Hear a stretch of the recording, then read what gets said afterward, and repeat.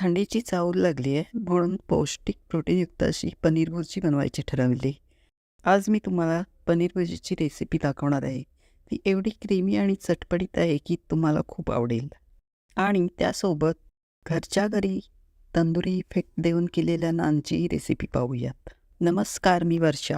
VM's किचनमध्ये तुमचं स्वागत आहे. चला तर वळूया कृतीकडे. एका बाउलमध्ये पाववाटी दही घेऊन त्यात 2 चमचे लाल मिरची पावडर, 1 चमचा धणे पावडर, अर्धा चमचा गरम मसाला आणि अर्धा चमचा चाट मसाला घेऊन सगळे जिन्नस मिक्स करून घेतले.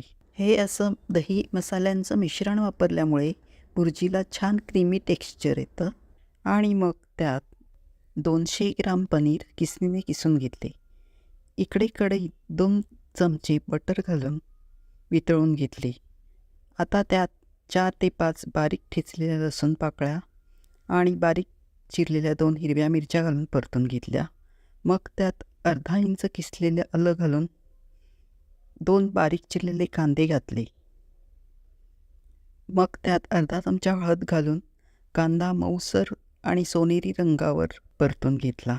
कांदा शिजल्यावर मऊ झाल्यावर त्यात 2 बारीक चिरलेले टोमॅटो टाकून लगेचच चवीपुरेसे मीठ घातले. त्यामुळे टोमॅटो लवकर मऊ शिजतो. थोडे परतून झाल्यावर तयार केलेले दही आणि मसाल्यांचे मिश्रण घालून सतत ढवळत अगदी तेल सुटेपर्यंत परतून घेतले. दही घातल्यानंतर सतत ढवळत राहायचं, नाही तर दही फाटण्याची शक्यता असते. 5 ते 7 मिनिटे परतल्यानंतर पाववाटी पाणी घालून परत 2 मिनिटं व्यवस्थित शिजवून घेतले. सर्व जिन्नस एकजीव झाल्यावर किसलेले पनीर घालून मसाले व पनीर ढवळून व्यवस्थित मिक्स करून घेतले. 2 मिनिटे परतून झाल्यावर वरून कोथिंबीर पेरली. ही कन्सिस्टन्सी असायला हवी. भुर्जी एकदम कोरडीही करायची नाही, अशी लपलपीत असायला हवी. अशा प्रकारे आता आपली पनीर भुर्जी तयार आहे. आता आपण घरीच नान कसा बनवायचा त्याची रेसिपी पाहूयात. त्यासाठी ताटात 2 वाट्या गहू पीठ घेतले. मग पिठात 1 चमचा साखर, चवीपुरेसे मीठ आणि अर्धा चमचा बेकिंग पावडर व पाव चमचा बेकिंग सोडा घालून सर्व व्यवस्थित मिक्स करून घेतले. 2 चमचे दही घातले. दह्यामुळे नान मऊसर होतात.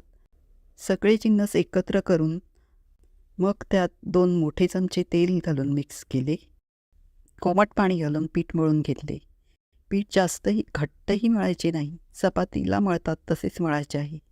मग वरून तेलाचा हात लावून 15 मिनिटासाठी पीठ झाकून ठेवले. हे बघा, 15 मिनिटानंतर पिठाला अशी जाळी पडली आहे, म्हणजे पीठ व्यवस्थित परमंट झालं आहे. नान बनवायलासाठी मी इथे गहू पीठच वापरते. तुम्ही मैदाही वापरू शकता.